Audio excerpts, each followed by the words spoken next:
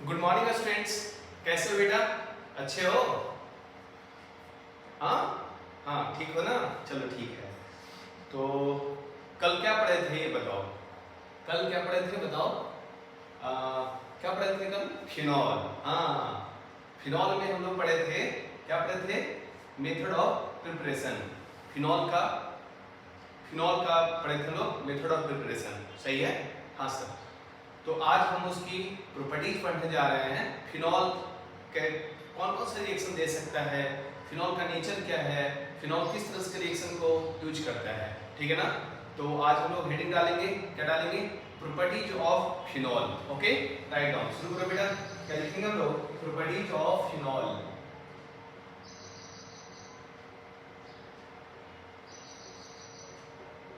Properties of phenol. Phenol की properties है ना, फिनॉल की प्रॉपर्टीज। तो भाई प्रॉपर्टीज तो हर इंसान का होता है, वैसे फिनॉल की भी प्रॉपर्टीज है ना? तो फिनॉल बोला कि भाई सबसे पहले हमारी प्रॉपर्टीज आप अगर गौर से देखें तो हम क्या देख सकते हैं, हमारा ना कि हमारे पास एसिडिक हाइड्रोजन है, जिसकी वजह से हम क्या करते हैं, एसिड बेस रिएक्शन भी शो कर सकते हैं और कई अदर रिएक्शन भी दे सकते हैं, मेटल के साथ रिएक्शन दे सकते हैं, इसको रेडॉक्स रिएक्शन भी आप बोल सकते हैं, ठीक है ना? पहले वो प्रॉपर्टी देखते हैं जो बहुत सेंसिटिव है, जनरली क्वेश्चन में वो आ जाता है, ठीक है ना? तो हम सिंपली बोल सकते हैं क्या, एसिडिक नेचर ऑफ फिनॉल, है ना? एसिडिक नेचर को शो करता है, क्या कहेंगे? Acidic nature, acidic nature of phenol. Phenol का एसिडिक नेचर क्या है सर, है ना? तो सबसे पहले हम फिनॉल को देखें तो फिनॉल का स्ट्रक्चर हमें साफ जाहिर होता है। क्या जाहिर होता है सर? कि फिनॉल के पास क्या है? OH है, मतलब फिनॉल ग्रुप है तो बेंजीन पे OH लगा रहेगा। अब इस OH को देखकर हम बोल सकते हैं क्या, इट कंटेन्स एसिडिक हाइड्रोजन, इसके पास एसिडिक हाइड्रोजन है, therefore it can react with other base and form acid base reaction, है ना? एसिड बेस रिएक्शन को वो दे सकता है। तो इसमें कुछ रिएक्शंस हम दे रहे हैं, जिसे हम सिंपल बोलते हैं क्या, ऐसे रिएक्शंस ना आप अल्कोहल में पढ़े हुए हैं, टर्मिनल अल्काइन के साथ भी किए हुए हैं, हाइड्रोकार्बन में, तो उसके लिए कोई घबराने की बात नहीं है, ग्रेनाड में भी पढ़े हुए हैं, तो बिल्कुल टेंशन नहीं लेना है। सोडियम मेटल की रिएक्शन है, जिसे आप बोल सकते हैं सोडियम हाइड्रोक्साइड है, NaOH है, जिसे आप बोल सकते हैं सर आपके पास क्या है, सोडामाइड है, NaNH2 है, जिसे आप बोल सकते हैं आपके पास ग्रेनाड है, RMgX है ना? ऐसा आप बोल सकते हैं, या आप बोल सकते हैं आपके पास क्या है, NaHCO3, जिसको बोलते हैं सोडियम बाइकार्बोनेट। ये सारे रिएजेंट हैं जो इसके साथ क्या कर सकते हैं, एसिड बेस रिएक्शन शो कर सकता है। तो सोडियम यहाँ पे क्या करेगा, सोडियम अपना मेटल है, इलेक्ट्रॉन को लूज करेगा, ऑक्सीजन को इलेक्ट्रॉन देगा और वो बना देगा O- और हाइड्रोजन को गैस के फॉर्म में बाहर कर देगा। तो हम यहाँ पे शॉर्ट में लिख रहे हैं, हमारा आंसर क्या हो जाएगा, PHO- Na+, sodium electron lose किया, है ना? और यहाँ से क्या हुआ, हाफ मोल में हाइड्रोजन गैस लिबरेट हो रहा है, बाहर आ रहा है। ये रिएक्शंस आप टर्मिनल अल्काइन के साथ भी किए थे, ये रिएक्शन आप अल्कोहल के साथ भी सीखे थे, और ये रिएक्शन आप फिनॉल के साथ भी सीख रहे हैं, क्योंकि उन लोगों के पास कॉमन क्या है, एसिडिक हाइड्रोजन है ना? यहाँ NaOH की रिएक्शन होगा सर, यहाँ से क्या फॉर्म करेगा, यहाँ से सेम पार्ट्स फॉर्म कर रहा है, PHO- Na+ और OH- इसके H+ को खींचा तो क्या बन गया बेटा, वाटर बन गया, H2 बाहर आ गया। वैसे इसको तोड़ो सोडामाइड को, ये सब आप पढ़े हुए हैं, NaNH2 सोडामाइड, Na+ NH2-, यहाँ से क्या बन जाएगा सर, PHO- Na+ और NH2- को H+ मिलेगा तो वो अमोनिया गैस लिबरेट करेगा और NH3 गैस यहाँ बाहर आ रहा है ना? एक ग्रेनाड की रिएक्शन तो बहुत ही पॉपुलर है, आप पढ़े हुए हैं, RMgS की रिएक्शन होता है, तो ग्रेनाड खुद बेस है और ये एसिडिक हाइड्रोजन को लेकर बना देगा अल्केन, RH बना देगा। बाय प्रोडक्ट चाहे लिखना तो लिख सकते हैं PHO- और यहाँ न्यूट्रल करने के लिए MgX क्या है, खड़ा है इसके पास, है ना? फिर आपके पास देखो ये इंटरेस्टिंग है, NaCO3, इसके बारे में पहले भी हम आपको बताया है, सोडियम बाइकार्बोनेट, ये रिएक्शन तो करता है, लेकिन रिएक्शन क्या हो जाता है नेचर में, क्या हो जाता है नेचर में, नॉन स्पॉन्टेनियस हो जाता है। हाँ, ऐसा पहले भी सीख चुके हैं, ये नॉन स्पॉन्टेनियस कर देगा, क्योंकि रिएक्शन क्या हो जाएगा हमारा, weak acid to a strong acid में कन्वर्ट हो जाएगा। तो पहले एसिड हम बना देते हैं, इसको डिसोसिएट किए, Na+ HCO3- और HCO3- इसके H+ को लेकर आया तो बन गया H2CO3। तो पहले तो ये बन गया कार्बोनिक एसिड, है ना? क्या बन गया, H2CO3 से कार्बोनिक एसिड, और वो बन गया आपका PHO माइनस और क्या हो गया Na प्लस। ये जो कार्बोनिक एसिड बना है ना, दिस इज द, हम यहाँ पे लिख रहे हैं स्पेस कम है, ये क्या है स्ट्रॉन्ग एसिड है, और स्ट्रॉन्ग एसिड होने का मतलब क्या हो गया, रिएक्शन ना स्पॉन्टेनियस होगा और ये रिएक्शन फेजिबल नहीं होगा, है ना। तो पहला प्रॉपर्टी तो हम लोग फिनॉल का पढ़े हैं, इसके बाद हम सीखेंगे कि एसिडिक नेचर उसका क्या है, कैसे कैसे अलग मेटल से बेस से वो रिएक्शन करता है, ग्रेनाइट से रिएक्शन करता है और रिएक्शन करके वो क्या बनाता है, कोई अल्केन बनाता है, कहीं पे अमोनिया गैस लिबरेट करता है, कहीं वाटर प्रोड्यूस कर रहा है, कहीं हाइड्रोजन गैस लिबरेट कर रहा है ना, कहीं अल्केन बन रहा, और एक और एसिड अच्छा बना है कार्बोनिक, लेकिन कार्बोनिक रिएक्शन जो है वो स्ट्रॉन्ग एसिड दे दिया, जिसकी वजह से रिएक्शन होना स्पॉन्टेनियस होगा, नॉट फेजिबल होगा, ठीक है ना। तो पहले हम इसको कॉपी करते हैं फटाफट, और इसके बाद हम इसकी केमिकल प्रॉपर्टीज पढ़ेंगे, जिसमें सीखेंगे क्या, इलेक्ट्रोफिलिक सब्स्टिट्यूशन रिएक्शन जो बेंजीन के साथ हुआ था, वो रिएक्शन फिनॉल में शो करता है। तो कॉपी करो बेटा फटाफट जल्दी जल्दी।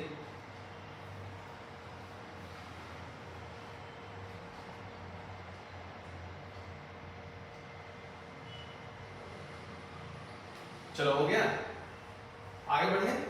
तो अब हम लोग नीचे लिख सकते हैं, क्या लिखेंगे, electrophilic aromatic substitution reaction, electrophilic aromatic substitution reaction.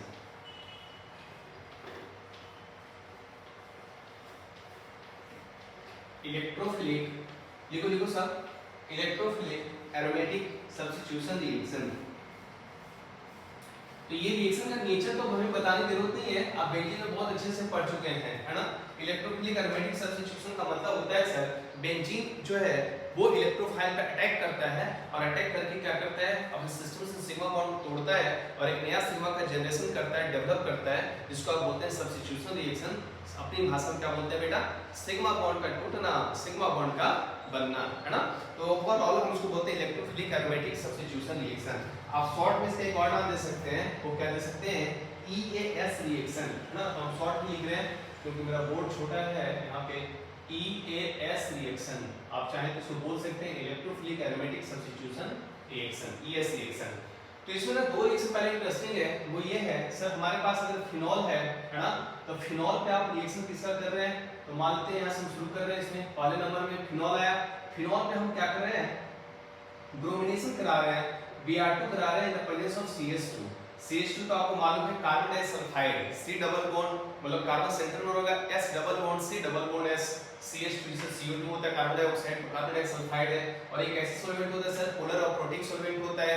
तो पोलर और प्रोटिक सॉल्वेंट में आने की वजह से ना, यहाँ पे बेसिकली हुआ क्या, रिएक्शन की रिएक्टिविटी क्या, वो स्लो होगा, और वो बोलेगा क्या, आने वाला Br+ कहाँ आएगा, या तो सिर्फ ऑर्थो पे आ सकता, या तो सिर्फ पैरा पे आ सकता है ना। क्योंकि आप पढ़े हुए हैं बेंजीन पे लगा हुआ ग्रुप OH है, और OH डोनेटिंग ग्रुप है प्लस M से, तो वो डिसाइड करेगा कि Br+ कहाँ आएगा। तो आप पढ़े हुए हैं कि जो group donating group in general होता है, वो नेचर में क्या होता है, इलेक्ट्रॉन डोनेटिंग, और वो डिसाइड करते हैं कि आने वाला इलेक्ट्रोफाइल या तो ऑर्थो पे आएगा सर, या तो पैरा पे आएगा।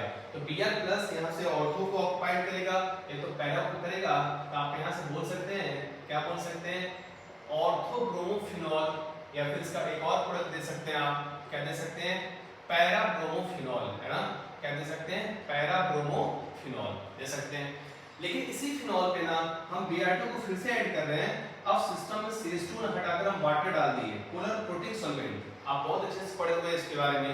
तो पोलर प्रोटिक सॉल्वेंट के आने से ना रिएक्शन की रिएक्टिविटी बढ़ेगा, और वो बेंजीन का मतलब फिनॉल के जितने भी ऑर्थो मेटा पैरा पोर्शन होता, सब पे वो सब्स्टिट्यूशन करवाएगा, और इसका आंसर कुछ इस तरह से आप एक्सपेक्ट कर सकते हैं। क्या कर सकते हैं सर, आपके ये फिनॉल है ना, ऑर्थो पे भी ब्रोमो आएगा, और यहाँ भी ब्रोमो आएगा, और यहाँ भी ब्रोमो आएगा, मतलब जितने भी ऑर्थो पैरा पोर्शन है सब पे सब्स्टिट्यूशन होगा। तो आप इसको बोल सकते हैं 2,4,6 ट्राइब्रोमोफिनॉल, नाम चाहे तो लिखना लिख सकते हैं आप, चलो लिख ही देते हैं, क्या लिख सकते हैं, 2,4,6 ट्राइब्रोमोफिनॉल। अच्छा इस बात का ध्यान देना, इसका ना यूज बहुत धड़ल्ले से होता है कि ना, ये जो पेयर में पढ़े, पेयर और आपको पढ़ेंगे नाइट्रेशन का, ये बहुत धड़ल्ले से इस्तेमाल होता है। Br2CH2 है सर, तो ऑर्थो ब्रोमोफिनॉल या पैरा ब्रोमोफिनॉल, Br2H2 है सर, तो 2,4,6 ट्राइब्रोमोफिनॉल का प्रिपरेशन करता है या फॉर्मेशन करता है। क्लियर है? तो आप इसको बना लीजिए। अब सेकंड में हम लोग पढ़ते हैं नाइट्रेशन, और नाइट्रेशन में सीखेंगे कि क्या नाइट्रेशन में भी इसी के साथ कुछ और चेंजिंग देखने को मिलता है क्या? बिल्कुल मिलेगा, क्यों नहीं मिलेगा? तो आप इसको कॉपी करें और फिर हम आगे बढ़ते हैं।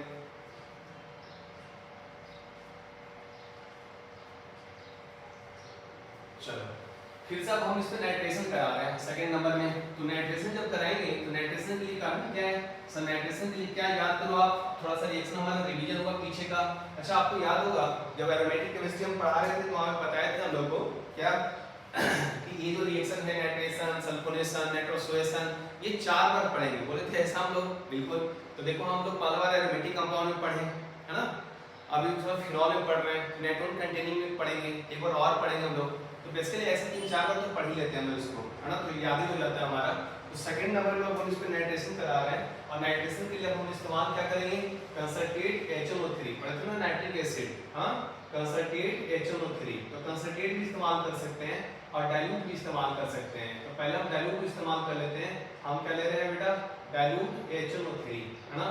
तो डाइल्यूट HNO3 के लेने से क्या होगा, नाइट्रेशन स्लो होगा, और स्लो होगा तो आप सिर्फ बोल सकते हैं ऑर्थोनाइट्रोफिनॉल, है ना, क्या बोल सकते हैं ऑर्थोनाइट्रोफिनॉल, या फिर क्या कर सकते हैं पैरानाइट्रोफिनॉल, है ना, पैरानाइट्रोफिनॉल बोल सकते हैं। लेकिन अगर यहीं पे हम क्या कर दें, इस फिनॉल के ऊपर क्या डाल दें, कंसंट्रेट HNO3, है ना, क्या डाल दें, कंसंट्रेट HNO3। तो कंसंट्रेट HNO3 डालने से इसकी रिएक्टिविटी बढ़ती है और ये देखो क्या बनाता है, ब्रोमिनेशन के जैसा, यहाँ OH है, यहाँ भी आएगा NO2, यहाँ भी आएगा NO2 और यहाँ भी आएगा NO2। तो आप इसको बोल सकते हैं पहले 2 4 6 ट्राई नाइट्रो फिनॉल बोल सकते हैं ना। और इसका एक और अच्छा कॉमन नेम है जो बहुत ही इंपॉर्टेंट है याद रखने के लिए, इसको हम बोलते हैं, क्या बोलते हैं, पिक्रिक एसिड। क्या बोलते हैं बेटा, पिक्रिक एसिड। 2,4,6 ट्राइनाइट्रोफिनॉल को हम बोलते हैं पिक्रिक एसिड। ये बहुत इंपॉर्टेंट है, इसको अच्छे से याद रखना है आपको, जल्दी से कॉपी कीजिए इसको, है ना। इसके बाद फिर हम आगे बढ़ते हैं, कॉपी करो बेटा, फटाफट जल्दी जल्दी कॉपी करो क्योंकि थोड़ा पढ़ना ज्यादा है हम लोग को, लिखो जल्दी जल्दी।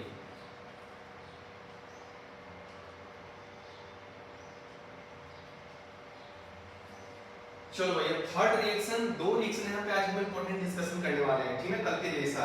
अच्छा कल तुम लोग को क्यूमीन हाइड्रोपेरोक्साइड मेथड समझ में आया था?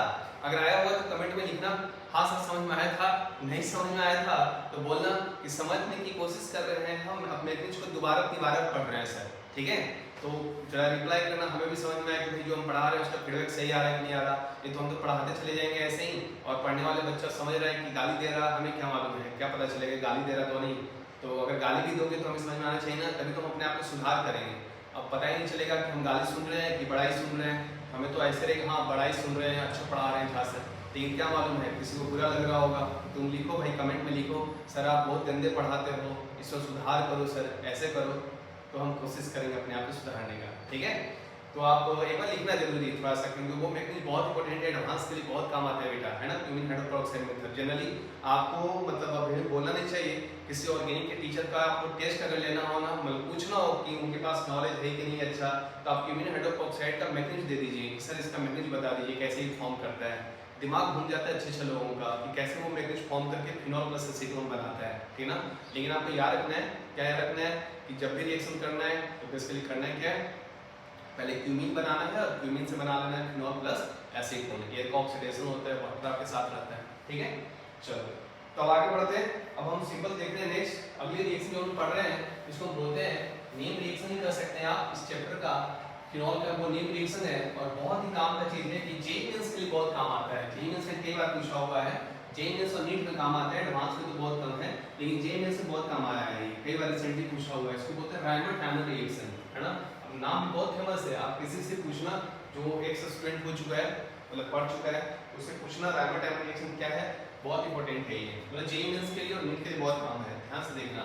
हम क्या बोलते हैं रायमंड-टाइमर रिएक्शन, रायमंड-टाइमर मतलब इसमें ना एक में र है और एक में न है ना। हिंदी लेटर को हम देखें तो र न, रायमंड-टाइमर न एन डबल एन, है ना, M A double N, timer reaction, ठीक है ना। इसमें रिएक्शन क्या है सर, रिएक्शन ये है सर, हमारे पास क्या है फिनॉल है सर, और फिनॉल पे आप रिएक्शन किसका कराते हैं, फिनॉल पे हम रिएक्शन कराते हैं CH3 क्लोरोवेट, मतलब क्लोरोफॉर्म है CH3 और आपके पास क्या है KOH है, ये क्लोरोफॉर्म में CH3 रिएक्शन होता है आपस में और रिएक्शन करके बहुत इंपॉर्टेंट प्रोडक्ट बनाता है जिसको हम बोलते हैं ऑर्थोसैलिसल्डिहाइड। इस कंपाउंड पे CHO देखने को मिलेगा आपको ऑर्थो पोजीशन पे और इवन आप पैरा पे भी आपको CHO देखने को मिलेगा, यहाँ भी क्या मिलेगा देखने को, CHO देखने को मिलेगा, ठीक है ना। तो ये बन के देखो ऑर्थोसैलिसल्डिहाइड और इसको बोलते हैं बेटा पैरासैलिसल्डिहाइड। हम दोनों का नाम कॉमन लिख देते हैं, ऑर्थो ऑब्लिक पैरा, है ना। उसको क्या बोलते हैं, सैलिसल्डिहाइड, क्या बोलते हैं, सैलिसल्डिहाइड बोलते हैं। बहुत अच्छे से याद रखना है इसको, ऑर्थोसैलिसल्डिहाइड। अब इसकी मैग्नीट्यूड हम बता सकते हैं, ऐसे इसका हम बताने की जरूरत था भी नहीं, क्योंकि जो सीएस3 क्लोरोफॉर्म दिख रहा है ना, इससे जो इंटरमीडिएट्स मिलता है वो होता है कार्बीन, और कार्बीन तो आप पढ़े नहीं है अभी, फिर भी हम यहाँ पे डिटेल कर देंगे इसका, क्योंकि अब छूट जाएगा तो फिर दिक्कत है इंपॉर्टेंट एलिमेंट्स के लिए, कोऑर्डिनेट के लिए। तो हम एक भी इसका सिखा देते हैं। पहले आप समरीज को कॉपी कर लीजिए कि फिनॉल के ऊपर CH3 KOH की रिएक्शन करते हैं हम लोग, तो बनाता है ऑर्थो या पैरा सैलिसल्डिहाइड, SALI सैलिसल्डिहाइड बनता है, ठीक है। अभी कैसे बनता है वो हम मैग्नीट्यूड से सीखते हैं, तो आप इसको कॉपी कीजिए। हम मैग्नीट्यूड की शुरुआत कर रहे हैं। सबसे पहले करना क्या है सर, हमारे पास क्या है, क्लोरोफॉर्म और KOH है, तो क्लोरो K+OH माइनस यहाँ आया और क्लोरोफॉर्म के पास गया और बोला भाई तुम्हारे पास जो H दिख रहा है ना मोस्ट एसिडिक है, क्योंकि तुम्हारे H निकलने से 3 Cl माइनस है से खींचेगा तुमको और तुम्हारा साइड एसिडिक साइड कहलाएगा।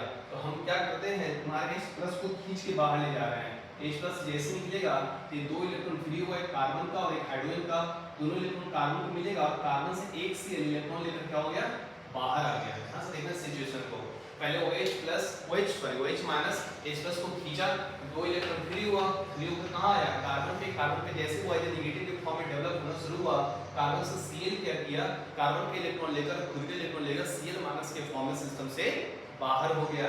और बाहर हुआ तो क्या दिख रहा है, देखो कार्बन की सिचुएशन क्या है, कार्बन खड़ा है जिसमें 2 Cl है, Cl 2 Cl कार्बन के पास क्या हुआ, 2 इलेक्ट्रॉन मिला, किसका, हाइड्रोजन के जाने से, लेकिन एक ऑर्बिटल कार्बन का खाली भी हो गया क्योंकि Cl उसके इलेक्ट्रॉन लेकर बाहर चला गया, है ना। तो ऐसे इंटरमीडिएट को बोलते हैं कार्बीन इंटरमीडिएट्स। क्या बोलते हैं, कार्बीन इंटरमीडिएट्स बोलते हैं, कार्बीन। अब कार्बीन भी 2 टाइप का होता है बेटा, एक होता है सिंगलेट कार्बीन और एक होता है ट्रिपलेट कार्बीन। हम इसे सिंगलेट कार्बीन बोलते हैं क्योंकि इसके अंदर क्या है, क्लोरीन के पास मल्टीपल लोन पेयर है और मल्टीपल लोन पेयर की वजह से वो बैक बॉन्डिंग शो कर सकता है, कार्बन के वैकेंट ऑर्बिटल में इलेक्ट्रॉन का ट्रांसफर कर सकता। तो इसलिए हम इसको बोलते हैं कैसा कार्बन, सिंगलेट कार्बन। इसको क्या बोलेंगे हम लोग, सिंगलेट, है ना, सिंगल के लेट, है ना, सिंगलेट कार्बन बोलते हैं। लेकिन सिंगलेट कार्बन में ट्रिपलेट कार्बन में कन्वर्ट हो जाता अगर यहाँ पे H होता या कुछ और होता जिसकी वजह से बैक बॉन्डिंग अब्सेंट होता, तो एक इलेक्ट्रॉन निकलकर इस ऑर्बिटल में आ जाता और इलेक्ट्रॉन क्या होता, अनपेयर्ड हो जाता और तब हम उसको क्या बोलते हैं, ट्रिपलेट कार्बन, है ना। तो ट्रिपलेट कार्बन सिंगलेट कार्बन में फर्क यही है, पहले हमारा फॉर्मेशन होता है सिंगलेट कार्बन का और singlet carbon triplet carbon convert हो सकता अगर बैक बॉन्डिंग अब्सेंट हो गया तो। लेकिन यहाँ बैक बॉन्डिंग पॉसिबल है, क्लोरीन अपने लोन पे दे सकता कार्बन के वैकेंट ऑर्बिटल में, जिसकी वजह से सिंगलेट कार्बन में ही कन्वर्ट नहीं हो पाएगा। ये सिंगलेट कार्बन ही बना रहेगा, सॉरी ट्रिपलेट में कन्वर्ट नहीं होगा। क्लियर है। खैर घबराने की कोई बात नहीं है, जब हमारा इलेक्ट्रॉन कार्बोक्सिलिक खत्म होगा तो हम कार्बन खुद एक चैप्टर बना के पढ़ाएंगे जहाँ पे कार्बन के बारे में 0 लेवल से पढ़ेंगे, कार्बन कैसे फॉर्म करता है, कहाँ से फॉर्म करता है, सिंगलेट कार्बन की प्रॉपर्टीज क्या है, ट्रिपलेट कार्बन की प्रॉपर्टीज क्या है ना, और कार्बन की रिएक्शंस कौन-कौन सा इन्वॉल्व है, इवन वहाँ पे हम राइमर टाइमर को दोबारा पढ़ेंगे, है ना, और फिर से हम इस मैग्नेट को वहाँ पे यूज करेंगे। ठीक है, तो चलो शुरू करते हैं। यहाँ पे कार्बन का फॉर्मेशन हो गया इंटरमीडिएट्स। अब आपके पास फिनॉल है, फिनॉल आकर खड़ा है सेकंड स्टेप में फिनॉल आकर खड़ा है, फिनॉल के पास पाई बॉन्ड है और पाई बॉन्ड से फिनॉल क्या करता है, इस कार्बन पे अटैक करता है। देखो कार्बन Cl के फॉर्म में आ गया, इस पे नेगेटिव चार्ज है या फिर कर सकते हैं लोन पेयर कर सकते हैं, इस पे क्या आ गया, लोन पेयर आ गया और एक ऑर्बिटल खाली है ना, ऐसा फॉर्म कर गया। अब यहाँ पे सिंबल होगा क्या, ये बेसिकली बेंजीन क्या करेगा, अपने पाई इलेक्ट्रॉन से इसके वैकेंट ऑर्बिटल में इलेक्ट्रॉन का ट्रांसफर करेगा। जैसे आप पढ़े हैं इलेक्ट्रोफिलिक एरोमेटिक सब्स्टिट्यूशन, ऑर्थो या पैरासाइटिक करता है किसी भी इलेक्ट्रोफाइल पे, तो हमारा इलेक्ट्रोफाइल का काम कर रहा है इंटरमीडिएट से, तो अटैक करेगा। और जब ये अटैक करेगा सर तो बेसिकली हुआ क्या, यहाँ से एक फिनॉल जो है ये बन गया OH, पाई बॉन्ड खत्म हो गया, यहाँ आ गया पॉजिटिव चार्ज, एक हाइड्रोजन भी है ना, हाइड्रोजन प्लस हर कार्बन पे एक साइड OH वाला कार्बन को छोड़कर, और यहाँ पे C पे Cl 2 इलेक्ट्रॉन पहले से था, अब इसके वैकेंट ऑर्बिटल में इलेक्ट्रॉन ट्रांसफर हुआ तो क्या हो गया, नेगेटिव चार्ज आ गया, है ना। तो सिंबल ये फॉर्म कर गया। अब होगा क्या, यहाँ पे गड़बड़ तो नहीं हो गया, ये चलो ठीक है। इसके वैकेंट ऑर्बिटल इलेक्ट्रॉन ट्रांसफर हुआ तो यहाँ नेगेटिव चार्ज आया और इसका इलेक्ट्रॉन गया तो यहाँ पॉजिटिव चार्ज आया। हाँ मे भी ऐसा हमें लग रहा होगा 2 2 4 2 6 2 8 10 इलेक्ट्रॉन आ गया सर, कार्बन 10 इलेक्ट्रॉन एग्जिस्ट नहीं करता, बट एक्चुअली ये pi electron sorry sigma electron और ये नेगेटिव चार्ज दोनों कॉमन है ना, दोनों एक ही है। आप उसको मेंशन कर रहे हैं बस नेगेटिव चार्ज के फॉर्म में, क्यों उसके वैकेंट ऑर्बिटल में इलेक्ट्रॉन का ट्रांसफर हुआ है, ठीक है ना। ये 10 इलेक्ट्रॉन को कंटेन नहीं करेगा, 8 ही कर रहा, 2 2 4 2 6 2 8 इसको करो या 2 8 इसको करो, दोनों से किसी को काउंट करेंगे, ठीक है ना। चलो अब आगे बढ़े। अब यहाँ पे हुआ क्या, ये हेड्रोन क्या करेगा, यहाँ से बाहर जाएगा, अपने 2 इलेक्ट्रॉन को फ्री करेगा और 2 इलेक्ट्रॉन को फ्री करेगा, ये तो वापस बेंजीन बन जाएगा सर। यहाँ से मेडिसिन को गेन हो जाएगा, ये पाई को दे देगा, H+ को लॉस करेगा, H+ लॉस करेगा, H+ को गेन कर लेगा। इसे आप बोल सकते हैं क्या करा रहे हैं, प्रोटॉन का एक्सचेंज करा रहे हैं सर। और प्रोटॉन एक्सचेंज हुआ सर तो यहाँ क्या हो गया, OH हो गया, पाई बॉन्ड हो गया, पाई बॉन्ड हो गया, है ना। और यहाँ क्या बन गया, डबल बॉन्ड बन गया, और कार्बन पे Cl है और नेगेटिव चार्ज से या लोन पेयर से क्या किया, हाइड्रोजन को गेन करके क्या बन गया, CH बन गया। अब देखो यहाँ चेंज करना है, अब आपके पास क्या है, OH है, H2 है, H2 क्या करेगा यहाँ पे एज ए न्यूक्लियोफाइल अटैक करेगा, H+ का लॉस करके, तो ऑक्सीजन पे लोन पेयर से जब अटैक करेगा ना, ये Cl इसका बाहर चला गया बेटा, और जब बाहर गया वो देखो वो ऑक्सीजन क्या बन गया सर, तो बन गया कुछ ऐसा, क्या बन गया सर, ये बेंजीन बना हुआ है ना, यहाँ OH लगा हुआ है, इस कार्बन पे CH पे क्या है, Cl है, और यहाँ क्या आ गया, OH आ गया सर, एक सेल बाहर चला गया, दूसरा OH आ गया, ठीक है ना। अब देखो थर्ड स्टेप में, थर्ड स्टेप में हम लोगों को करना क्या है सर, बेसिकली यहाँ पे जो आपके पास OH है वो चेंजिंग करेगा अपने आप में, मतलब हुआ क्या कि कार्बन पे CH है, Cl है और ये OH है, ऑक्सीजन अपने लोन पेयर से क्या करेगा, इस कार्बन और इसके बीच में पाई का शिफ्टिंग कर देगा, और जैसे शिफ्ट करेगा ना ये Cl यहाँ से क्या हो गया बेटा, बाहर निकल गया, और जब Cl बाहर निकल गया तो होगा क्या, यहाँ से ये बेसिकली बन गया आपका OH, ये कार्बन पे क्या हो गया CH, और यहाँ गया डबल बॉन्ड OH पॉजिटिव।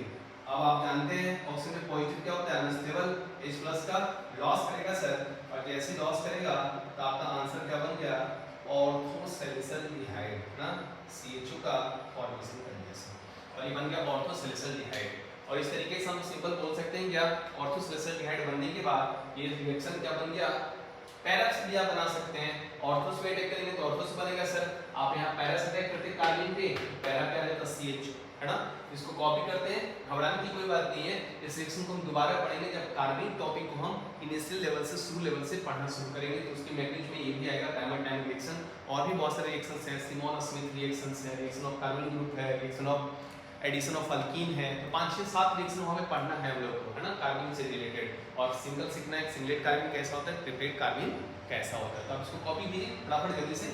और फिर एक और इंपॉर्टेंट रिएक्शन हम पढ़ने वाले हैं जिसको बोलते हैं कोल्बे रिएक्शन, और इसी रिएक्शन मिलता जुलता है, ऐसे साथ में पढ़ते हैं, तो बिल्कुल कॉपी करो जल्दी जल्दी फटाफट।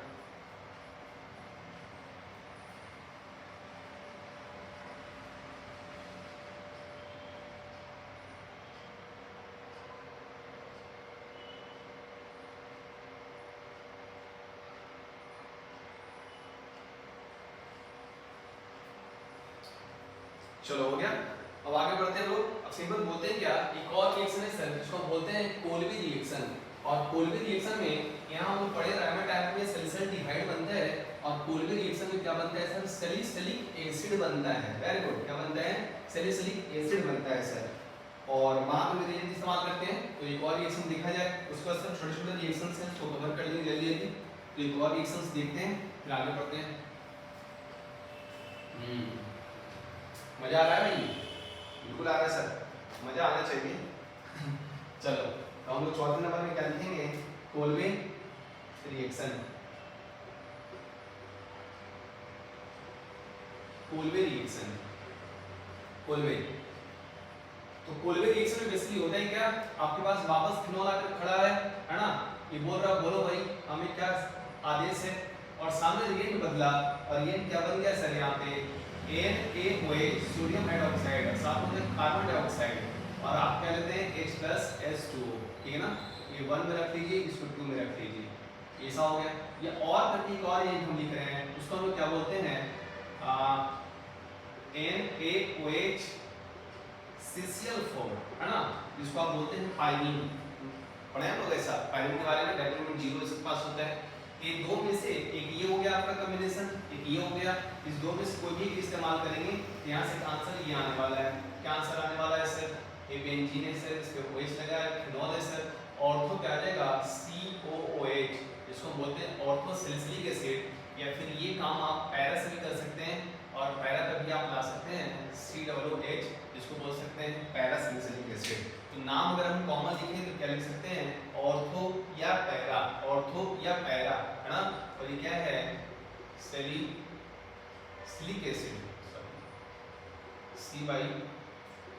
सिलिक एसिड, सैलिसिलिक एसिड, है ना। ये बनाता है ऑर्थो पैरा सैलिसिलिक एसिड। ये बहुत इंपॉर्टेंट है, इसको भी अच्छे से याद रखना। कोलवे रिएक्शन अभी कैसे होता है, मे भी इतना में हो जाएगा।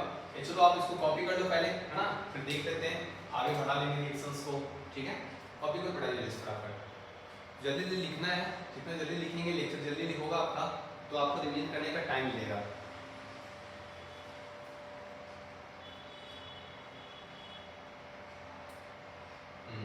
हो गया? चलो भाई,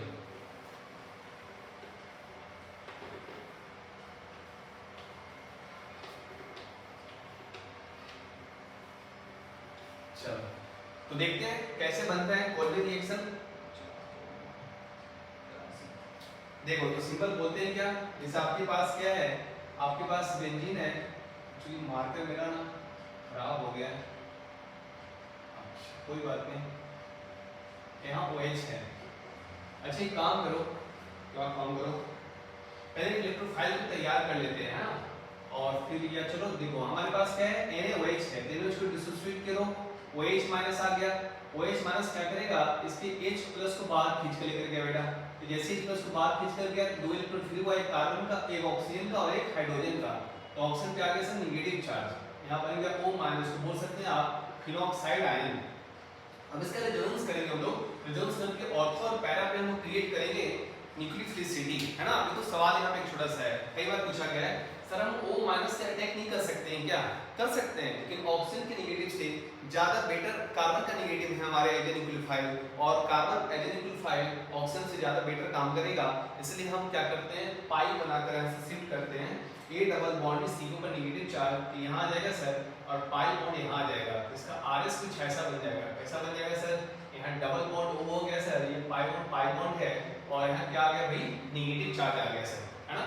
अब नेगेटिव से आप अटैक कर सकते हैं, देखो इसमें एक एक्स्ट्रा इन्फॉर्मेशन आपके लिए, आप नेगेटिव को डीलोकलाइज करके यहाँ ला सकते हैं, यहाँ ला सकते हैं, पैरा से भी अटैक कर सकते हैं, आया समझ में। आप ऑर्थो से भी कर सकते हैं, आप इस ऑर्थो से भी अटैक कर सकते हैं, क्योंकि नेगेटिव क्या है, डीलोकलाइजेशन में इन्वॉल्व है, ठीक ना।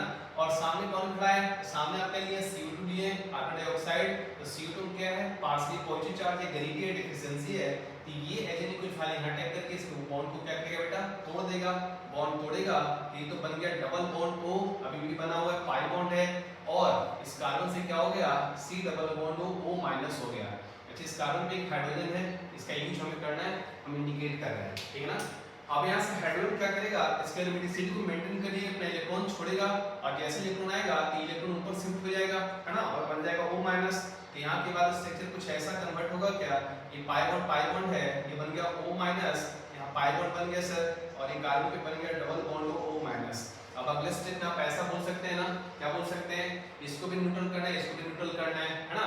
तो आपके पास सेकंड स्टेप में क्या है बेटा, H प्लस H2 है, यहाँ से 2 मोल H प्लस देंगे तो दोनों के दोनों न्यूट्रल हो जाएगा, और न्यूट्रल होगा तो क्या बन गया, OH बन गया, और ऑर्थो पे भी क्या बन गया, C डबल बॉन्ड OH बन गया सर, और इसको बोलते हैं ऑर्थो सैलिसिलिक एसिड। अगर ये काम पैरा से होता तो वो क्या हो जाता, पैरा सैलिसिलिक एसिड हो जाता। क्लियर है। ये दोनों रिएक्शन बहुत इंपॉर्टेंट है, राइमाटाइमर रिएक्शन, कोलवे रिएक्शन, फिनॉल का, जो जनरली जेईई मेंस का फेवरेट है, और जेईई मेंस में इससे कई बार सवाल पूछा गया है, तो आप इसको कॉपी कीजिए फटाफट जल्दी से, है ना। अब कुछ छोटे-छोटे रिएक्शंस हैं जो ऑलरेडी आप पढ़े हुए हैं, कुछ नहीं भी है, उसको हम कवर करके खत्म करते हैं, जल्दी कॉपी कर बेटा फटाफट।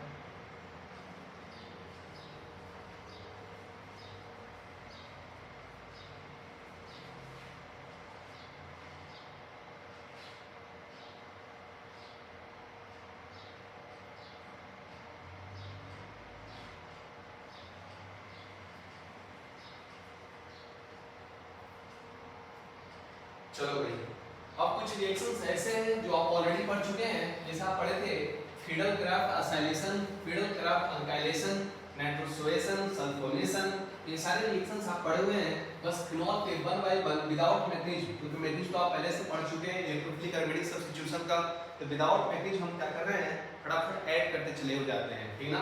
तो आप 5वें नंबर में चाहे मेरे साथ लिख सकते हैं और साथ में लिख भी सकते हैं, क्योंकि इसको समझना क्या है आपको याद ही है।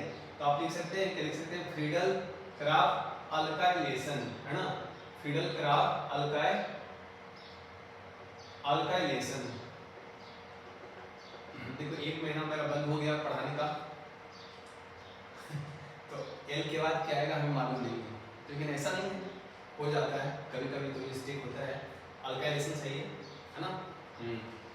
तो हम लोग शुरू करते हैं। जैसे आपके पास फिनॉल है सर, फिनॉल आकर खड़ा है, ठीक है ना, और डायरेक्ट आंसर जोड़ सकते हैं ना बेटा।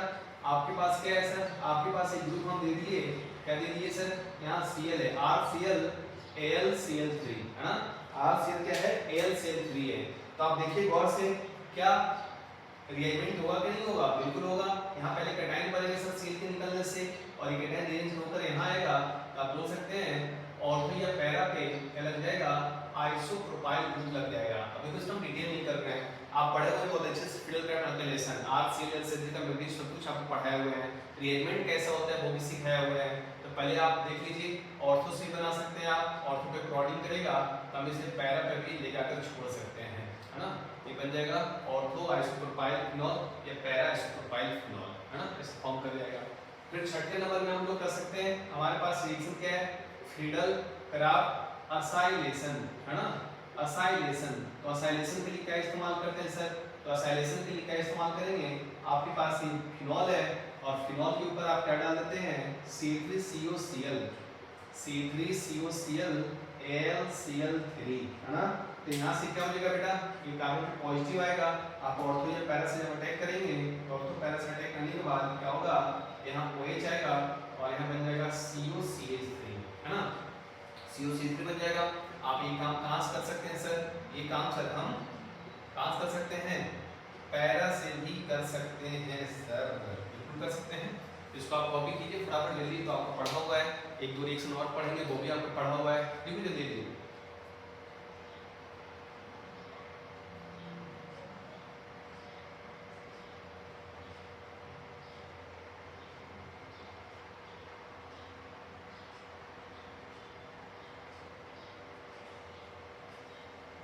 हो गया, चलो भाई। तो अब इसके बाद हम लोग 2 रिएक्शन और पढ़ते हैं, जिसको हम बोलते हैं, क्या बोलते हैं, नाइट्रोसोएशन और एक बोलते हैं सल्फोनेशन। ये दोनों आपका पढ़ा हुआ है, बस आप चाहेंगे तो मेरे से पहले भी लिख सकते हैं, अगर आपको रिएक्शन याद है तो। अगर आपको याद है तो आप लिख दिए मेरे से पहले, बहुत अच्छी बात है, हम बहुत हैप्पी हो जाएंगे, है ना, मेरा पढ़ाया हुआ बच्चा आगे बढ़ रहा। तो 7 नंबर में कर सकते हैं क्या, हमारे पास फिनॉल आकर खड़ा है सर, और हमें कराना है, इसके क्या कराना है भाई, सल्फोनेशन कराना है। तो सल्फोनेशन के लिए क्या इस्तेमाल करते हैं सर, सल्फोनेशन के लिए इस्तेमाल करते हैं, क्या इस्तेमाल करते हैं, कंसंट्रेट H2SO4, है ना, कंसंट्रेट H2SO4 या H2S2O7 ओलियम, याद करो, या SO3, बहुत सारे प्रोफाइल आपको लिखवा दिए हैं, यहाँ से आप इस्तेमाल कर सकते हैं। और इस्तेमाल जब करेंगे सर तो सल्फोनिक बेंजीन बनेगा, तो यहाँ हो गया सर OH, और तो क्या गया SO3H, या फिर ये काम आप पैरा में भी कर सकते हैं, है ना, यहाँ आ गया OH और यहाँ आ गया SO3H, बिल्कुल आएगा सर, है ना। चलो एक और 1 नंबर में लोग पढ़ते हैं, इसको बोलते हैं नाइट्रोसोएशन। तो नाइट्रोसोएशन के भी आपको सिखाए हुए हैं। नाइट्रोसोएशन के लिए रिएक्ट बताओ जल्दी से, फटाफट क्या इस्तेमाल करते हैं, NaNO2HCl, और ये बनाते हैं नाइट्रोसोफिनॉल। नाइट्रोसोफिनॉल के लिए यहाँ पे NO+ में इलेक्ट्रोफाइल मिलता था, याद कीजिए, इसके ऑर्थो पे आएगा NO और ये पैरा पे मिलाएगा NO। तो आप इसको बोल सकते हैं, क्या बोल सकते हैं, हम इसे बोल सकते हैं क्या, ऑर्थो नाइट्रोसोफिनॉल, हाँ, या कह सकते हैं इसको पैरा नाइट्रोसोफिनॉल। क्लियर है कि कुछ रिएक्शंस है, 8 रिएक्शन आज पढ़े, कुछ रिएक्शंस और है ना, 2-4 छोटे-छोटे रिडक्शन है। आप फिनॉल का जिंक 10 से रिडक्शन करते हैं तो बेंजीन बन जाता है, बेंडियम ऑक्साइड का ऑक्सीडेशन करते हैं तो बेसिकली वो बेंजीन बनाता है। तो ऐसे 2-3-4 रिएक्शंस और हैं, CrO3 की रिएक्शन करते हैं तो बेंजोक्विनोल बनाते हैं, जो PDK रिडक्शन करते हैं तो साइक्लोहेक्सानोल बनाता है। तो आज इतने जाने देते हैं, हम इसको कल कवर करेंगे और कुछ और फिनॉल एजेंट ग्लूटामाइल का अटैक करता है किसी सिस्टम पे, वो भी हम कल सीखेंगे। और मेरे ख्याल से कल जो है फिनॉल खत्म हो जाएगा, ठीक है ना। कल तीसरा लेक्चर लास्ट लेक्चर रहेगा फिनॉल का, क्योंकि इसकी बहुत सारी चीजें जो है आप एरोमेटिक में भी सीख चुके हैं, है ना, और रिएक्शंस तो आप पहले से ही अल्कोहल के साथ पढ़ रहे हैं, ठीक है ना, तो कोई दिक्कत नहीं है। आज इतने रहने देते हैं, बाकी फिर हम लोग कल कवर करेंगे फिनॉल को और उसके बाद ये खत्म हो जाएगा। देन उसके बाद हम लोग नया टॉपिक क्या स्टार्ट कर सकते हैं, यहाँ पे अल्कोहल फिनॉल ईथर हमारा खत्म हो जाएगा, तो अल्काइल हाइड्राइड आपका खत्म हो चुका है, हाइड्रोकार्बन खत्म हो चुका है, तो फिर हम नया टॉपिक स्टार्ट करेंगे। भाई सबसे बड़ा और मेजर पार्ट जो जेईई मेंस के लिए एडवांस के लिए बहुत काम आता है नीट के लिए, जिसको बोलते हैं aldehyde ketone carboxylic acid and its derivatives. तो it is the biggest chapter in whole of chemistry, even कर सकते हैं ऑर्गेनिक केमिस्ट्री का सबसे बड़ा चैप्टर, सबसे इंपॉर्टेंट है, एडवांस के लिए सबसे इंपॉर्टेंट है। इसको अच्छे से हम लोग सीखेंगे, उसके नेम रिएक्शंस को बहुत अच्छे से यूज करेंगे, उसके मेथड्स को याद, ठीक है। आज इतने रन लेते हैं बेटा, thank you very much, have a nice day.